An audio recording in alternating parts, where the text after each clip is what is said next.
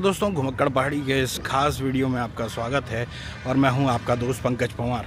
हर बार की तरह इस बार भी मैं आपको देहरादून के कुछ खास मौक़ों पर जो होने वाली चीज़ें हैं उसके बारे में बताता हूं, वो तमाम चीज़ें दिखाता भी हूं। और पिछली बार भी मैंने आपको देहरादून के परेड मैदान से दिखाया था कि किस तरीके से दशहरे मेले की यहाँ तैयारियाँ हो रही हैं। और क्योंकि माहौल जो है दशहरे का है और अगर कहा जाए तो फेस्टिवल का जो ये मौका है वो सीधे तौर पर साफ तौर पर लोगों को आनंदित उमंग से भर देता है। तो कुछ वैसी ही फेस्टिविटी जो है वो दिखाई दे रही है पूरे देहरादून में, देहरादून क्या पूरे उत्तराखंड में और पूरे देश भर में। तो जगह जगह जो है वो दशहरे की तैयारियां हो रही है, दशहरे मेले की तैयारियां हो रही हैं। तो मैं भी आ गया हूं आज दशहरे मेले की तैयारी जो है वो देहरादून में किस तरीके की हो रही है वो देखने के लिए। तो उसके लिए सबसे पहले आया हूं मैं देहरादून के परेड मैदान पे। और परेड मैदान जो है वो आप जानते ही हैं, मेरे कई वीडियो में आपने देखा होगा कि परेड मैदान को मैं कई बार दिखाता हूं कि किस तरीके से ऐतिहासिक परेड मैदान है। और उस परेड मैदान में हम आज आए हैं और आपको मैं दिखाता हूं कि आखिरकार किस तरीके की तैयारियां जो है दशहरे मेले की यहाँ पर की गई हैं। तो ये देखिए, ये है मेघनाथ, कुंभकर्ण और रावण। जी हाँ, ये तीन जो बड़े बड़े पुतले जो हैं वो यहाँ पर लगाए गए हैं। हालांकि इस बार ये उतने भी बड़े नहीं हैं जितना पिछली बार बनाए गए थे। इस बार थोड़ा कन्फ्यूज़न वाली स्थिति है देहरादून में।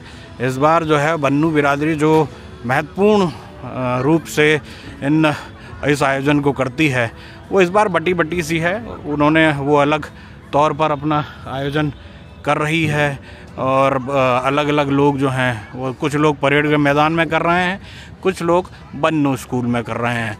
तो ये देखिए आप परेड मैदान की, चलिए मैं तो आपको परेड मैदान में दिखाने लाया हूँ। तो परेड मैदान में ये देखिए, ये है कुंभकर्ण। जी हाँ, बहुत बड़ा तो नहीं बनाया है लेकिन आप देख सकते हैं ये इसके पैर और ऊपर जाते हुए ये पूरा का पूरा धड़ और ये सर, ये कुंभकर्ण जो है वो पूरे तौर पर दिखाई दे रहा है। तो दोस्तों, कुंभकर्ण को आपने देखा और कुंभकर्ण जो है वो पूरे शान से खड़ा है। लेकिन ये शान जो है वो एक ही दिन की है। आज सुबह लगाया गया और कल शाम को ये जल जाएगा।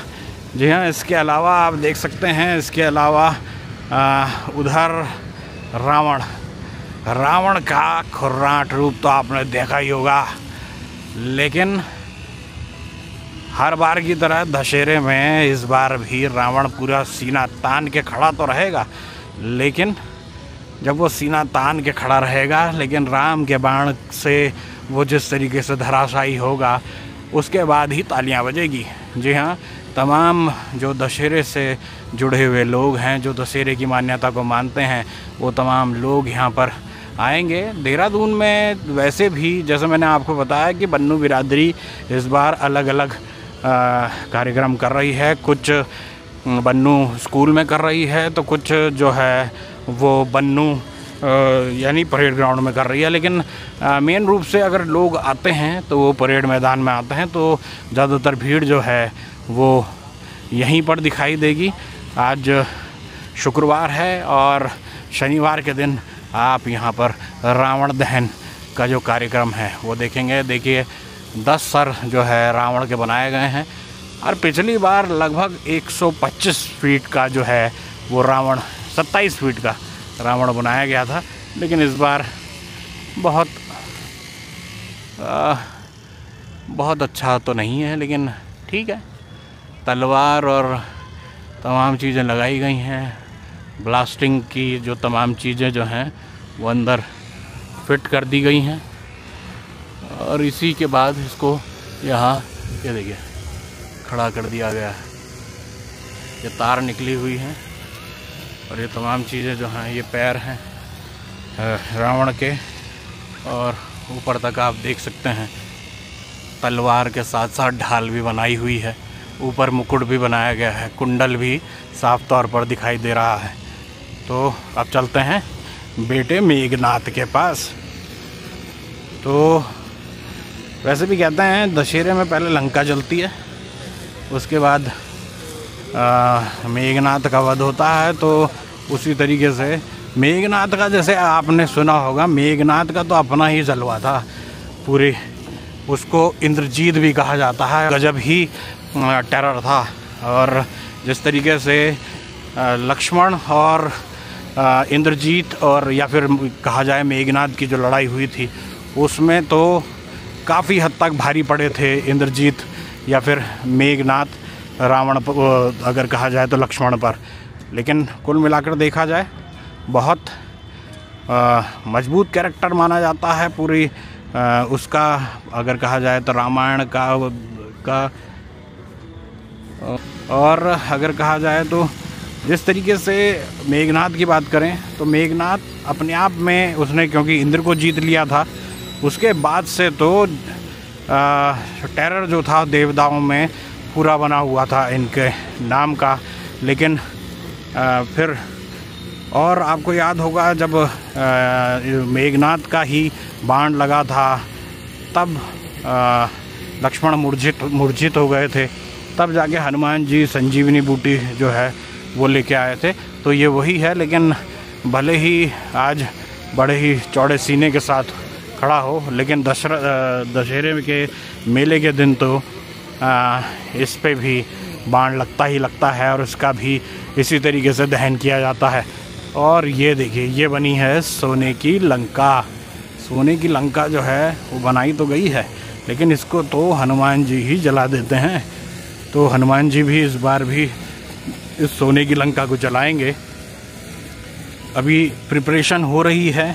कल शाम को 6 बजे के लगभग जो है कार्यक्रम आयोजित किया जाएगा। और ये देखिए, लंका का पूरा जो है पूरा अंदर का भी मैं आपको दिखाता हूँ। कागज़ से बन रही है, क्योंकि पूरा अखबार जो है वो लपेटे हुए हैं बाहर से, पूरी की पूरी पीली वो बना रखी है और काफ़ी अच्छा वो बनाया जा रहा है। काफ़ी अच्छी लंका दिखाई दे रही है और ये भी कल जल जाएगी। तो आप देख सकते हैं ये पूरा का पूरा यहाँ पर पूरा सेटअप है। पिछली बार दूसरे वाले ग्राउंड में, परेड ग्राउंड का जो दूसरा ग्राउंड था, उसमें इसका आयोजन किया गया था। उस समय बड़े लेवल पर इसका आयोजन किया गया था, लेकिन इस बार थोड़ा छोटा स्पेस है। हालांकि ये जो है इधर से आप देख सकते हैं ये पूरी तरीके से बंद किया हुआ है। ये यहाँ पर बच्चे दौड़ते हैं, खेलते हैं, उसकी पूरी तैयारी करते हैं अपने खेल की। और परेड ग्राउंड का जो ये हिस्सा है ये स्पोर्ट्स के लिए रखा हुआ है। दूसरा जो वो हिस्सा है परेड ग्राउंड का वो पार्क के लिए रखा हुआ है। तो अब ये पार्क वाले जो हिस्से को इस बार नहीं छेड़ा गया है। इस बार जो है ये जो खेल वाला हिस्सा है उसको उसमें इस दशहरे को मनाया जा रहा है। पिछली बार तो जैसा मैं आपको कहूँ, पिछली बार वहाँ पर जब रावण दहन हुआ था तो उस बार तो जो पन्नू बिरादरी का जिन्होंने आयोजन किया था उन पर जिलाधिकारी द्वारा जुर्माना भी लगा दिया गया था, वो जो घास वहाँ पर जली थी और तमाम चीज़ें, इसलिए उस चीज़ को अवॉइड किया गया है इस बार। तो आप देख सकते हैं ये जो तमाम यहाँ पर आप देख सकते हैं पूरी तरीके से सेटअप, और पूरा ये जो सेटअप है वो साफ तौर पर ये वहाँ कुंभकर्ण आपको दिखाई दे रहा है, वहाँ रावण आपको दिखाई दे रहा है, यहाँ मेघनाथ आपको दिखाई दे रहा है और वहाँ जो है आपको लंका दिखाई दे रही होगी। और यहाँ पे स्पोर्ट्स जोन भी जो है वो बनाया गया है, बच्चों के लिए फ़न जोन भी यहाँ पर रखा गया है। तो इस बार, पिछली बार भी रखा गया था लेकिन थोड़ा क्योंकि स्पेस ज़्यादा था तो वो नज़र आ रहा था। तो ये फ़न जोन है, यहाँ पर स्पेस जो है वो रखा गया है। तो दोस्तों ये था देहरादून के परेड ग्राउंड का हिस्सा जहाँ पर दशहरे की पूरी तैयारी की जा रही है, दशहरे मेले की पूरी तैयारी की जा रही है। और इसी तैयारी में कल बड़ी संख्या में देहरादून में के इस परेड मैदान में, ऐतिहासिक परेड मैदान में लोग पहुंचेंगे और इस दशहरे मेले का और रावण, मेघनाद और कुंभकर्ण के जलने का के उस उत्सव का मज़ा लेंगे।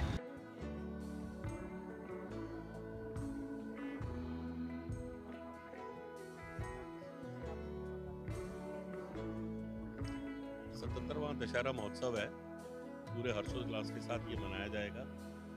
तैयारियां आपके सम्मुख हैं ही। सभी पुतले आज सुबह प्रातः 11 बजे तक खड़े हो गए थे।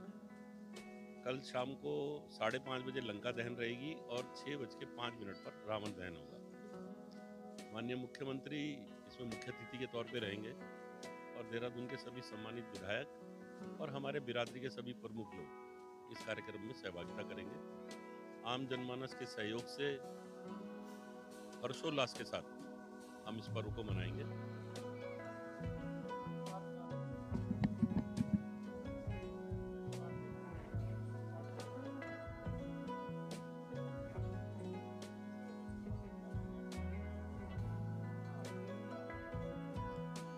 इस बार हमने सोचा कि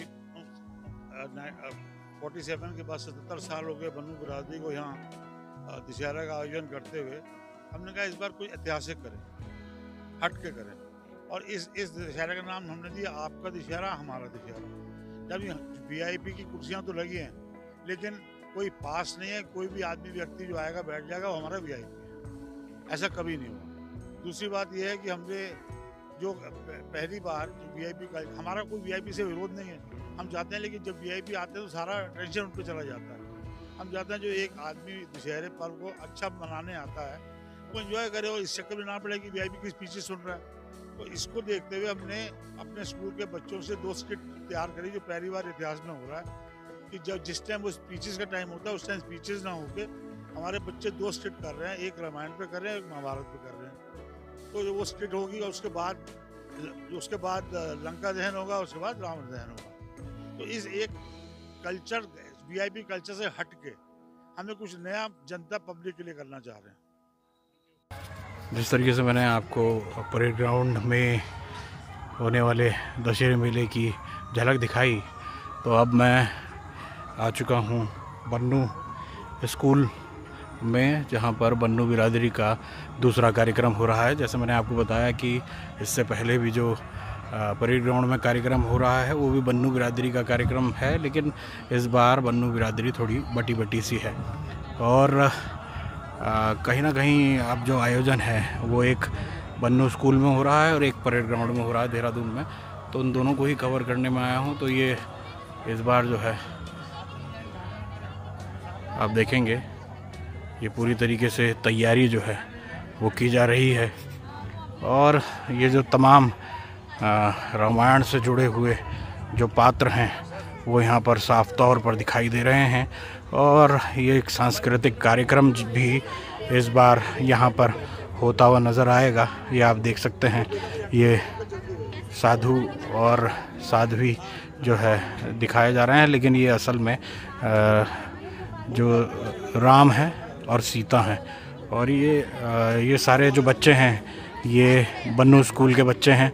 ये सब जो हैं बन्नू स्कूल के जो बच्चे हैं उन्हीं के द्वारा यहाँ पर ये तमाम आयोजन किया जा रहा है। ये यहाँ पर कोरियोग्राफ कार्यक्रम किया जा रहा है। ये बन्नू बिरादरी के जो आयोजक हैं इसमें हरीश वर्मानी जी भी जो हैं वो भी मौजूद हैं। और ये देखिए यहाँ पे महाभारत के पात्र भी रखे गए हैं, क्योंकि इस बार जो यहाँ पे जो आयोजन हो रहा है इसमें न केवल रामायण का रखा जा रहा है, इस बार महाभारत भी जो यहाँ पर प्रदर्शित की जाएगी, यानी महाभारत का भी यहाँ पर प्रदर्शन किया जाएगा। तो कुल मिलाकर देखा जाए तो अपने आप में बेहद शानदार आयोजन यहाँ पर भी होने जा रहा है। लेकिन ये बड़ा अजीब रहा कि इस बार 2 जगह जो है बन्नू बिरादरी के कार्यक्रम आयोजित हो रहे हैं। जैसा हरीश वर्मानी जी ने बताया कि इस बार VIP कल्चर नहीं होगा, यानी इस बार यहाँ पर कोई VIP नहीं बुलाया जाएगा। ये सामने आप लंका देख सकते हैं, लंका यहाँ पर बनाई गई है। इसके अलावा रावण लग चुके हैं, मेघनाद लग चुके हैं और कुंभकर्ण जो है अभी लगना बाकी हैं। तो ये बन्नू बिरादरी का क्या आयोजन है, ये बन्नू बिरादरी का भी एक और कार्यक्रम है। तो अलग अलग खेमे में जो है इस बार बन्नू बिरादरी बटी हुई सी नज़र आ रही है। और जिस तरीके से बन्नू स्कूल में ये आयोजन किया गया है, तो अलग अलग आयोजन जो है वो किए जा रहे हैं।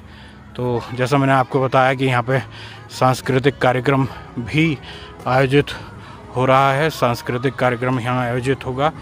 और जैसा हरीश विरमानी ने बताया, जो यहाँ के अध्यक्ष हैं, बन्नू बिरादरी के चेयरमैन हैं, उनका कहना है कि इस बार जो है केवल ये जो स्कूल के बच्चे हैं इनका आयोजन होगा, कोई भाषणबाजी नहीं होगी। और ये रावण भी आपको दिखाई दे रहे होंगे, राम भी यहाँ पर दिखाई दे रहे होंगे।